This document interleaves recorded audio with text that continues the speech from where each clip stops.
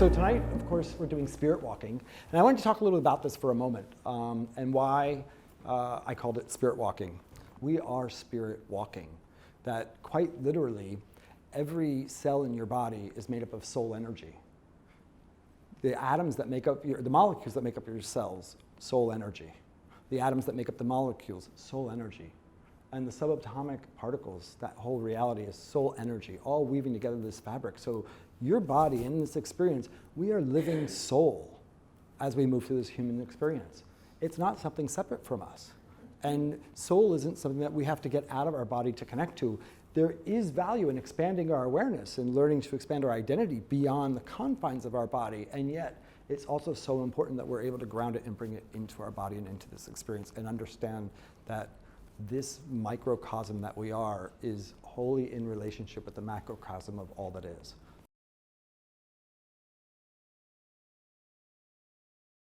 If you Googled online, a lot of places you'll see karma and you'll see the word action, and it says karma action is what karma literally translates to. I actually think that it really translates, karma translates to act, to do. So it's not actually, and there's a subtle difference there in that, because action can just exist as action. It may be the result of karma, but to act is the process of acting, or the energy that is going out that creates action. That's where karma sort of lands. That's more nuanced for me. But the definition is to act or to do. And the other part that you'll hear it's associated, the other definition is that karma is the law of cause and effect. You know, one of the problems with the law of cause and effect is immediately we think linear. This happens, so that happens. And karma is not so linear. Buddha said that karma, he described it as this arises, that becomes. Right? Is that karma? Yes. This arises, that becomes. So that's what Buddha called it. So sort of like this arises, this exists, this happens, so therefore that becomes. So it wasn't necessarily a direct action. You know, it's more like the leaves fell from the tree in the fall. And then winter happened, and then spring comes, and the trees grow new leaves. Like, it's not necessarily a direct correlate, but there's a relationship between these seasons. So karma is this relationship that goes on. So in order to really understand karma, one of the things you have to do is understand that in our Western view, we're sort of stuck in separation. You know, we don't necessarily believe in the inextricably connected universe of all that is, that we're actually a part of the very fabric of everything. And so therefore we try to take this karma law and we break it down into, I do this, that's going to happen. And we're still in these experiences and not realizing I'm doing this, and it's making a wave in the fabric of the universe, creating an experience, and that's going to reverberate out there, and things are going to happen, possibly with me, possibly directly, possibly not. For the Eastern, the spiritual view is really circular. You know, it was reincarnation. It was, you know, life and death were actually in relationship. You know, we think, oh, birth, death. There are these two opposite ends. One causes the other. For them, it wasn't a cause and effect. There's birth and death, and then they have a relationship. And all of life in between it is the relationship that's happening between birth and death. And it's not just the relationship that we go through, it's out of all of that, there's these other relationships that go into other births and other deaths and these ever-expanding things. And so there's a constant relationship. And so when you think about karma, what they're really talking about is this relationship that's happening. They're not just talking about it. And that's the problem with a justice system and believing like, oh, you did something bad, this is going to happen. Or believing in just a debt system of acquiring debt. Because then you think, oh, I did these things, I have to pay it back. We're bringing it in, and it's a little self-absorbed. It's so all about us. And yet, our actions and the energy we put out does matter and does have an impact in what our soul experiences. So we're going to talk a little bit about those nuances as we go on. But ultimately, we are all connected to everything that exists. And the thing that connects us, what's underneath when you strip everything away, is just love. What's underneath karma and the balance that the universe is always seeking is back to this space of love. Kind of always interesting to me, I think about the whole, when you get into different religions and spiritual pathways, and you get into this whole thing of like good versus evil, and like, you know, what's going to win, and, you know, sort of getting stuck in this cycle of thinking. I remember as a kid thinking this, I was like, well, wait, if everything's made up of love, then that means evil's only made up of love. So since we as humans, generally we identify as love as something good. So I guess we can actually say good is of course going to win, because even if you strip away evil and you go back to its core and where it started, you're going to ultimately find love somewhere underneath that as the foundation. So of course, because love is all that actually really exists behind everything. But it's actually not really good versus evil, because the universe isn't looking from a good versus evil, it's just being itself. And in being itself, certain expressions get out of balance, and they get so out of balance they express things that can be really difficult. Some are really horrible, you know. But you know, at the core, if you take sort of our personal experience out of that, it's just the expression of the universe out of balance and coming back to balance, to its heart, to love. The other piece I really wanted to talk about is, so one of the things we have to do to understand karma is putting ourselves in and realizing we're connected. We have to stop keeping ourselves separate from the rest of the world. One of the things that we do in the English language, you know, we get to be named, we're persons, we're people, and everything else is something else. So there's people, and then there's everything else.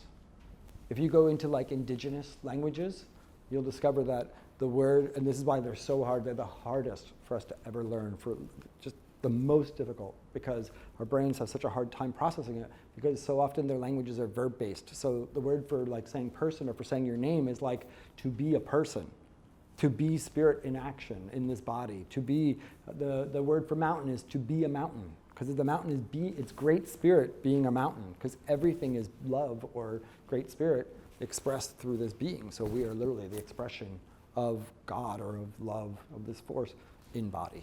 And so that's how they would look at it. So connecting ourselves. And now they're actually even discovering this in science, that there's a problem with separating us from everything else. So much talk now from quantum physics about the observer effect. People hear about it? I see some nodding heads. So the idea, I'll tell you a little brief. The observer effect from quantum physics. So what happens is that, you know, basically in the quantum realm, in the subatomic realm, you know, a subatomic particle can exist both as a particle and as a wave, and when we observe it, it collapses into one thing. It's no longer both. It collapses so that we see one thing in existence, but it actually is existing as both. And they call it the observer effect. And it's been an accepted theory, and it started in around 1957. There started this fight between Copenhagen and I think the other one was, I think he was in the Americas, but whatever, this debate, because this other scientist sort of came up and said, well, wait a minute, as the observer, we're separating ourselves from the quantum field. And we're saying, oh, now you have an observer, so this thing happens. And we're never going to be able to get the right equation for this if we don't understand that we are actually the quantum field interacting with the quantum field. We're not some separate thing. We can't, in this experiment, separate ourselves because we're not separate. We are the same thing. We exist as that. So it's actually the interaction in these quantum particles that are happening. So even science is now having to deal with the fact that we need to write ourselves back into the story and understand that, and write ourselves in as a part of everything else. Yeah, so in effect, we're living in the quantum field all the time. So that's what we are living in. And that quantum field, I actually liken to the karmic field. So we actually have a shared karma. If you look at karma and you take it out of the personal, if you take it out of my personal journey and we start to look at it in a larger scope, if you look at it as a debt system or you look at it as a punishment system or anything else used in a linear way, it breaks down really fast. So if you go back and you look at the natives, the indigenous people of the Americas, there were over 23 million, I don't know exactly how many, who were murdered, raped, put into camps. Their lives were stolen from them here. But the first tribes here were 13,000 years ago on this land. And for 13,000 years before we showed up, before the colonists showed up, they lived in harmony with the land. They flourished and were living abundant lives. They mostly did not war with each other. Most tribes were peaceful. There were many tribes that actually had sharing and relationships, and they lived in harmony. So what karma, what debt did they have that they needed to be decimated, their entire culture? Yeah? What punishment, what crime might they have committed? Is it, oh, well, it must have been a past life. Really, they all came in a past life and came in to be Native Americans to have this experience and to have this wiped away.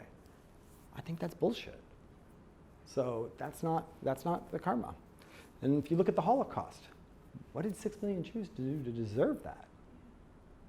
And if we're really saying it's a debt system or a justice system, let's talk about deserve. I mean, that sounds like people, well, that's not what I'm really saying. Well, what are we actually saying, right? So what's karma then, right? Well, if we start to look at it from a larger picture and realize that if karma is a field that we live in, and humanity is a part of that field, humans as a whole have a karma. And so humans as a whole have been dominating one another, warring with one another, oppressing one another. So there's actually a human karma that is going on.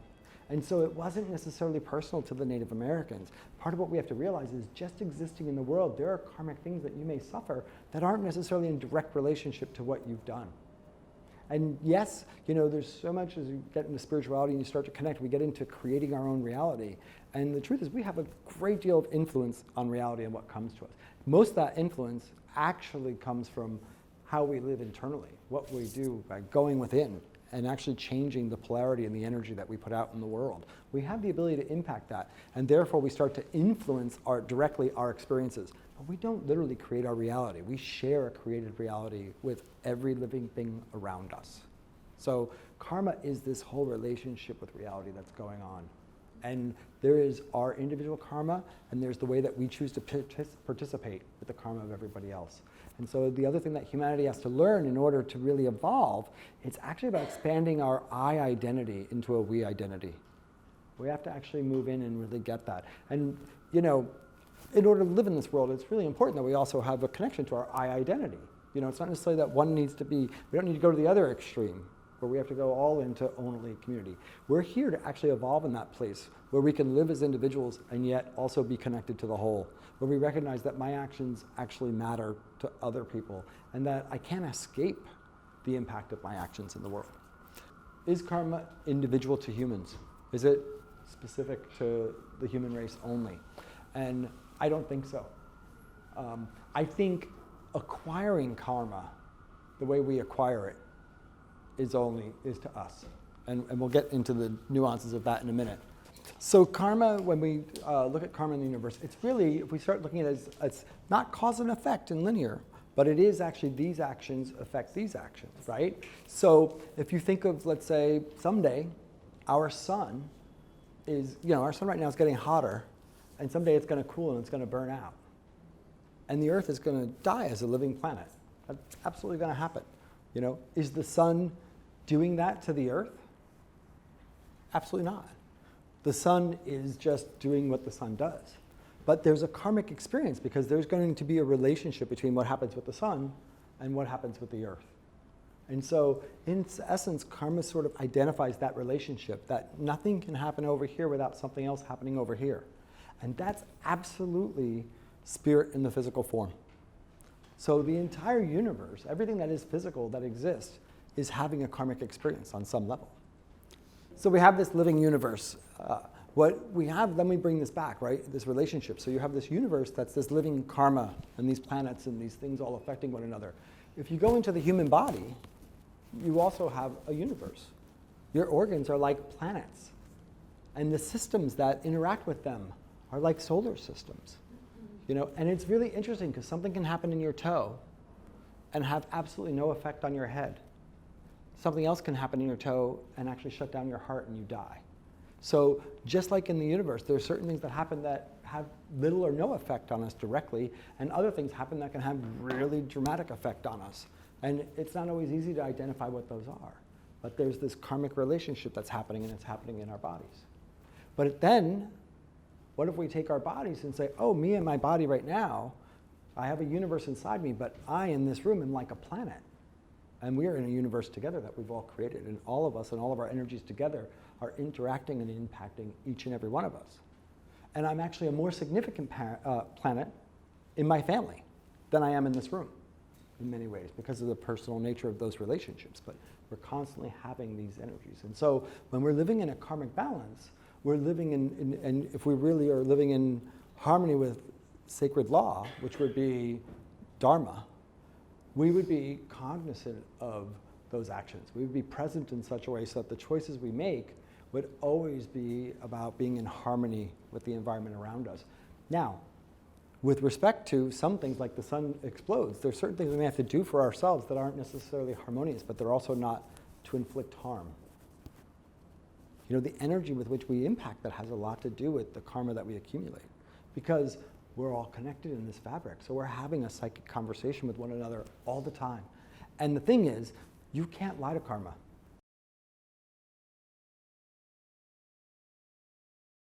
What we have that's really significant to the conversation that we're having today is self-awareness. And what we also have, so I think we've established what karma is. That's one of the things I wanted to talk about, is here's what karma is. Is it impacting my life? Hell yeah. It's how do we work with it?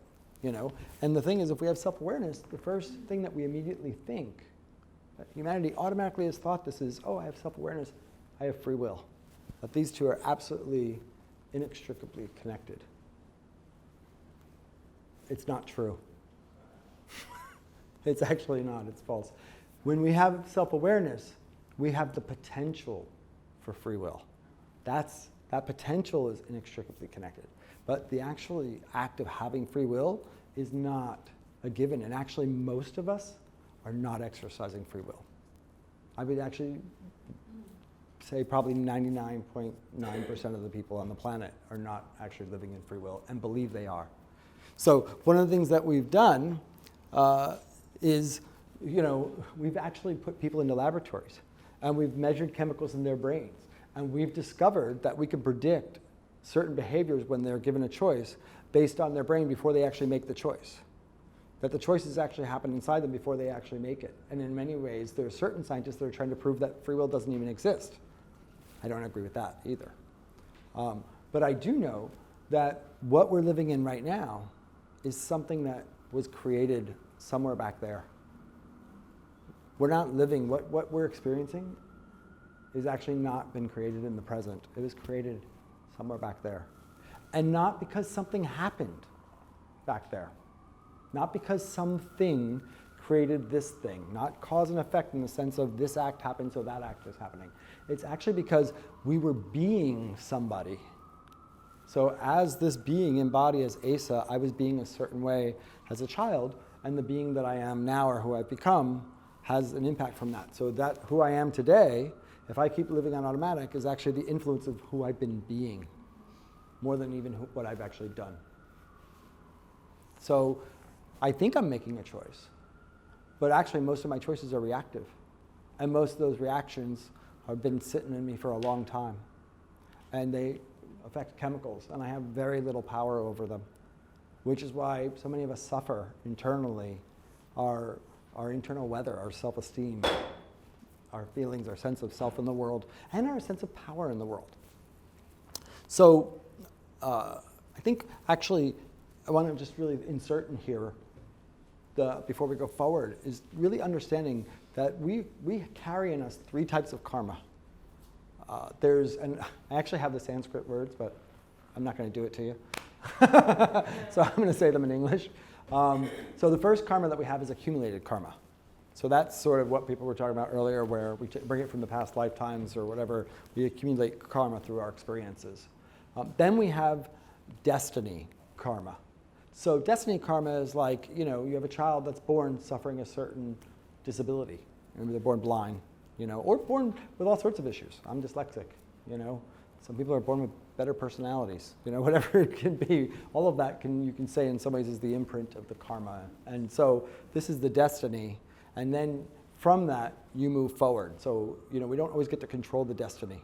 We don't always get to control what's happening. But then we sort of have a choice about what we do with it. And so the third karma is free will karma. So accumulated karma, destiny karma, and free will karma. So, yes? When you say free will karma, you could change it. I mean, I would say yes.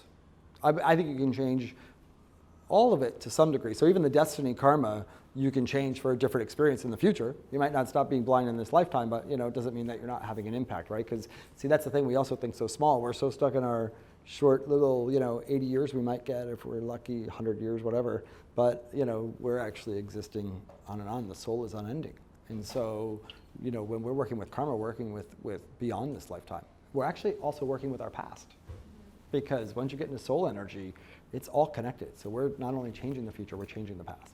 Not living in self-awareness, in and of itself, is an act of free will. And so when you do that, all the karma that you accumulate post whatever that decision was, where you didn't decide to do what it takes to actually live in self-awareness. Because in order to have free will, that's what we have to do. We actually have to move into a place where we're living in self-awareness. And that's not so easy. So by not doing that, we're actually making a karmic choice. And in not doing that, we're actually acquiring karma as we go through. Let's look at our children. And so you have a child and they're struggling with low self-esteem. One of the first things you're going to do is look for places where they can feel good about themselves. Look for places where they can feel strong and try to engage them with that. And in doing that, what you're hoping is that that will sort of add to their confidence and their sense of self. And often it does. You find out, little Jimmy goes and plays football and discovers, like, I'm a badass on the field. I got this, And so the problem is that, the next thing that can happen is little Jimmy discovers that post-football, he gets to hang out with his friends, and then they start partying and like, oh, that feels really good and that's fun. And then little Jimmy starts dating, and he's like, oh my God, I got these girls, and he keeps going. And he starts layering on and then goes to school and is like, oh, I'm good at these subjects. And I think I can do this for a career. And now I have money and I can buy these things and they make me feel good. And Jimmy keeps going. And what we've done is we feel good about ourselves. Look at Jimmy. He's created this great life. But on some level, Jimmy's also over-suffering in some way. And we know it. He's in and out of depression, or he has different things going on. And what's happened is we've given him this ability to build this confidence or this identity over here, but there's been no awareness given to his low self-esteem. Because what we did is we didn't just bring confidence in and then turn towards the self-esteem. We kept going. And so at a certain point, all of these things that we did to help build him up turned into medication. We were medicating Jimmy with these different things. And we helped him build an identity that was a medicating, but we didn't actually help him get connected to his identity, to the place where he could just feel good about himself just because he's Jimmy. So am I suggesting that we shouldn't have taken Jimmy to find, football? Absolutely not. I mean, I think that that's one part of the ingredient. I think that's an important ingredient to help our kids, or even for ourselves, to find things that we feel good about. As humans, we need that. We need to develop our confidence. But what I am also saying is that we also need to actually create space for what doesn't feel good. See, you can't be self-aware and just be in the positive stuff. All this idea that manifesting in the secret and we must be positive all the time. If you are positive all the time, you are in denial, and what you are manifesting is not authentic. So now, we need to be positive focused in our life. If you want to create a good life, you want to have a positive direction that you're headed. But you don't want to be out of tune with the fact that there are certain things that happen that suck. And I want to also get so identified with what sucks that I'm just becoming a victim, and I'm sinking into that hole either, right? So it's really self-awareness is the space where we create awareness and we create space for the things that are uncomfortable with us without just trying to do therapy or do things where we try to make them go away or try to understand them in our mind, but where we actually create the safe space to experience them as they are. And so I have a person right now, super amazing. They're so successful in their career, So in some ways, somebody important in their industry and really confident. And I am not going to tell you that the confidence that this person exhibits is not real when she can get up in front of thousands of people and speak or do certain things. There's a real confidence, and I admire it. And I am going to tell you that she is plagued by the mountain of insecurity that undermines her ability to be happy in that every day. And part of it is because we're trying to work on this concept of bringing awareness to this, and it's like, I don't even know how to bring awareness to this thing. My life has come so much further from that. I have all these things. I can tell how my house wants to be cleaned, who's going to do what with my dog, and this. Like, I'm in control of all of these things. What do you mean? And I'm saying you just have to go in and surrender and feel. And it's like a foreign concept for most of us. We've lost the ability to just feel. And when we lose the ability to just feel, we actually lose the ability to connect with karma, to be in relationship with the universe, and to understand the impact. Because when we understand our own feelings and we go through these things, then we can actually get in tune with what's happening here. And then we know when our action is actually having an impact, and when that impact is actually creating karma or not. We know when we're in sync with cosmic law or not, because we feel it in our bodies, because our body is soul energy and it knows when we are out of balance or not being truthful. Karma is a relationship. It's a relationship with what we're putting out and with what's coming back to us.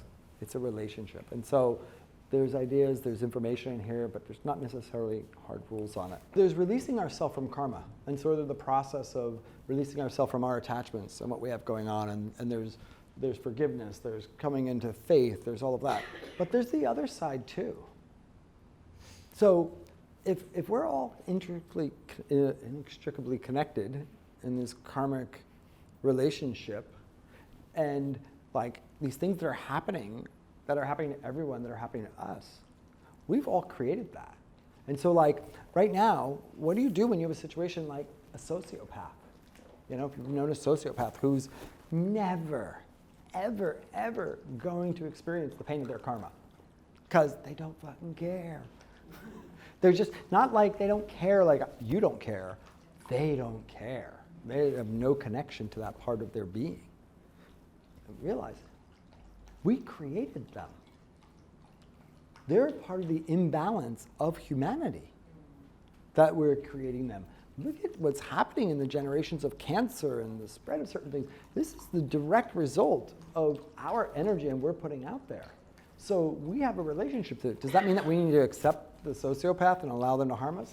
No. Karma is not necessarily, it's how we deal with it. It's that subtlety. It's the energy on the inside. It's not just the act.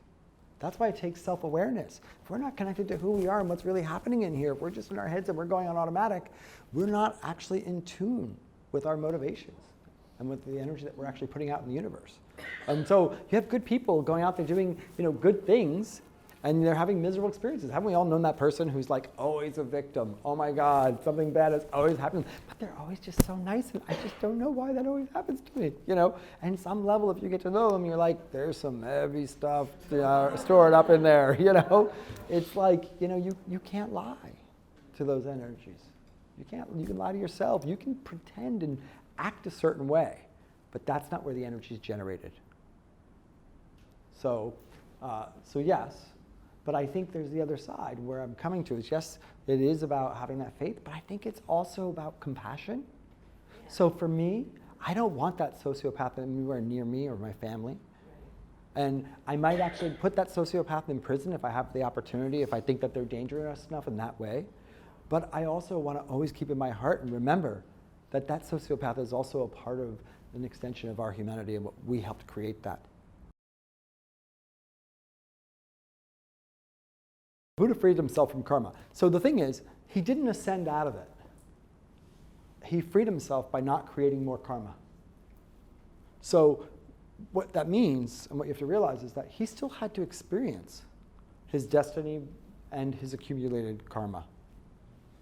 He just changed and he moved into his own free will, having the ability to not generate more karma. And so that's the story of Buddha. And so that's a lot of what the Buddhist teachings are about, bringing us back to non-attachment, attaining, what's that? Neutral. Yeah, attaining nirvana, attaining a state of nirvana, which is, so that's the thing, when you start to release all these attachments and you just are able to live in your presence, it's really hard initially, because all this stuff comes up, but the more and more you do it, the more you sort of, as you start to feel safe and whole in that, it's really powerful. I can't say I live there all the time, but I've experienced moments of it where you're like, whoa, wow, okay. So this is what Buddha was doing and working on. And so some of the ways that he did it was to meditate. So how do we sort of move in this direction? Meditation is a good tool. It's everywhere, but I'll tell you, you can meditate. It's not just sitting there and meditating and finding moments to quiet the mind. This is what most people are doing, is people are looking to dissolve the negative thoughts in their minds or to dissolve something negative. Meditation is about finding a tolerance for it, right? So like when you sit down and you first meditate, there's all this noise that happens. And I can't tell you how many people, they go in and they're like, oh, I'm trying to silence my mind, and they quit because it doesn't happen. But it's actually not really supposed to. A totally silenced mind kind of doesn't exist. Ask some of these monks that have been meditating forever. They'll tell you, I don't hear it anymore. Someone will say that, I don't hear it. But it doesn't really exist. Do you know why? It's really simple. So, we have yin organs and we have yang organs in our body, quite literally, right? So yang organs, they get a break. So yang organs work sometimes, but not all the time. So for example, like your stomach, right? A lot of people are having stomach issues because we started eating small meals so often. Some people are eating all day long, they never stop, they don't fast, they don't anything, and their stomach has a problem. Why? Because your stomach actually is supposed to rest. It's not supposed to be working all the time. I'm not saying small meals are bad. So, but the stomach needs a break. But then we have yin organs, and yin organs never get a break. They start when you're born and they stop when you're dead. So, for example, your heart. What do you think the brain is? It's yin. What does a brain do? It processes, it thinks, it does. So the brain makes noise. If your brain's not making noise, there's a problem. But you can harmonize your brain waves so you're not a victim of those noises. What happens is our brain's making noise and we're chasing these thoughts all the time. We're like victims of it and we're not present, right? But being present doesn't mean that we have to silence this. Being present is where we actually learn how to be in a space where that noise is happening, but it's happening separate from us. How many people have ever had, I literally have been on the subway, going to work, busy, not thinking about anything, like just in my own little headphones on, whatever. And the next thing you know, I got my mind and I'm like my mother's funeral, and I'm like doing this and there's this whole story going on and I'm having these emotions come up and whatever. And then all of a sudden, of course, what happens to me? My first thing is I have to go, holy shit, am I having a psychic experience? Or am I having this weird fantasy, But I'm going to tell you, it wasn't a psychic experience. And I don't even think it was a weird fantasy. I think it was the brain. The brain, what it does is it's a survival-based organ. That's what it's in your body for, to help you survive. Consciousness is behind the brain. The brain is here to help you survive and navigate the world. So what it's doing is looking for dangers. And it found inside me somewhere that the worst fear that I might have is my mother dying. And it said, oh, here's something to be scared about. Let me throw that up there and see what he does. And if I attached to it, it could have really impacted my whole day. Instead, I sort of laughed at myself. And it's like, oh yeah, okay, I'm telling myself my secrets, Damn, can't hide. But our brain makes noise. So meditating can be done anywhere, anytime. It's really about finding tolerance for that. So one of the things you can do if you want to find more presence and begin to work on this is that when you're walking to work tomorrow, just become more aware of your energy in relationship to the flow of the crowd. Are you pushing your way through? Are you getting pushed around? Or are you in rhythm? Can you not get in rhythm? How are you feeling? Who am I in this moment? What am I experiencing? Am I all about where I need to go? All of that stuff.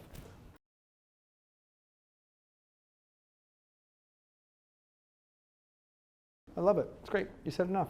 And I'm happy to dive right on it. So, I don't necessarily think, first of all, that being in balance and in harmony doesn't mean we're not going to experience those things. Number one. It means that we're not necessarily going to inflict on others from that space. There's a difference. So first of all, realize that anger coming up it's normal, and there's certain situations they're unacceptable. And sometimes it comes up so that we can say, like, stop, you don't get to do that. And we might actually need that. Sometimes it actually allows us and gives us permission to harm another. Sometimes it gives us permission to harm ourselves. And one of the ways we do that is by, when we're angry, what do we usually do? I know I do it. I'm really good at fighting up here. I have great arguments and I always win. So, except for I'm not. I'm inflicting horrible damage upon myself. And I'm actually really attaching myself karmically, and I'm developing a great deal of weight that's going to cause me to have to process. And I'm not only doing that, damn it, I'm actually invading my unconscious mind and I'm programming it towards these behaviors. So I'm going to keep recreating it, because the unconscious mind doesn't separate good experience from bad experience. It says, oh, you go into this experience a lot, you must want more. And so it's going to give me more reasons to be angry. And so I'm sort of setting myself up. And maybe that's a part of the whole karmic journey in and of itself, right? So what you do with it is you actually have to make space to feel it, in my opinion. This is, and sometimes, listen, in order to get there, let me not negate that it might take therapy and there might be different things we do to get to this place. But ultimately where you want to go is when my anger goes up, I want to hold space for it and allow it without needing it to express or telling everybody or trying to throw fuel on it, and really let that come up. And then sometimes I might need to go to what's behind the anger and see if I can't get to feel that. And it might take me weeks of allowing anger to exist in me for it to dissolve. It's not necessarily something that we just hold space and wait 10 minutes and it goes away. I mean, sometimes it does. It might settle down and then you might find it coming up the next day. Or it might be something that really stays for you a while. It's about building tolerance for the process. And if we're going to collapse the anger, we actually have to first experience it. And what happens is we'll sort of find out what's underneath it. And I believe if we keep doing that, eventually we'll come to the place where we can hit that button on karma. Karma means to act. What is the act that I want to take in response to this? What's the one I want to take? What's the one that's going to create the result that I'm looking for? Or what is it that I need to do for myself? And I'm not even worried about the result, but I'm going to do this for me, and that feels right. And you have to actually deal with whatever that creates in you. Maybe I need to call you out for something. And maybe that might be harmful for you in some ways, but I'm going to say, it doesn't actually matter. I have to actually do this. But I'm going to wait until I've dissolved that anger enough that actually I can do that from a place where I'm claiming myself. I'm moving from awareness. That's what we're going to do with anger.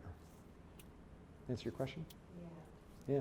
It's first getting okay with the fact that we get angry.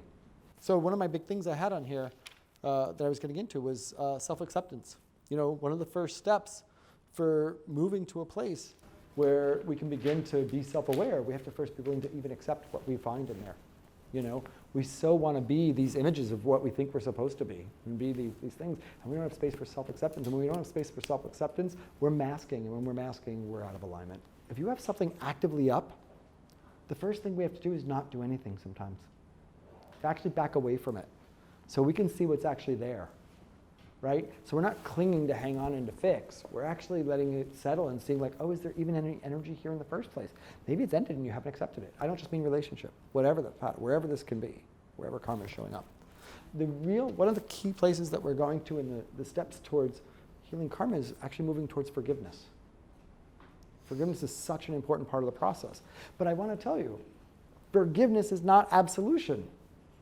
I actually believe forgiveness in its really infantile state is just that moment when your desire to heal becomes greater than your desire for justice for whatever happened to you. That's the beginning of forgiveness. It actually has nothing to do with absolution or what that other person does. And some people go through a journey of forgiveness where they just get to a place where they release their attachment to that outcome. They're actually living in many ways in forgiveness in the sense that I'm freed myself for that. And they never offer absolution. Others have a need to. They get to that place and they get so far down the road, they're like, oh my God, I actually do want to let them off the hook. That's up to them. Sometimes I don't necessarily recommend absolution. There are people who are perpetrators that will perpetrate again. And so you need to realize that they need to do that. But you also have to forgive them in their imbalance for existing. Even if you're not even forgiving them for what they did. I forgive you for existing. And the fact that you exist brought this harm to me, and I'm just going to forgive your existence, and I'm going to start there. And then to realize, and I'm going to suffer my pain, and that doesn't mean I'm not going to feel that, but I'm going to end my attachment to you. So this is part of where we move and start working with karma in a way. And it's where we start to enter that space of love. And it's really where we start to enter the space of love that's in us and for ourselves, which is the most important thing, because when we begin to enter love here, then we begin to interact through love here. And loving ourselves is about acceptance. It's about forgiveness.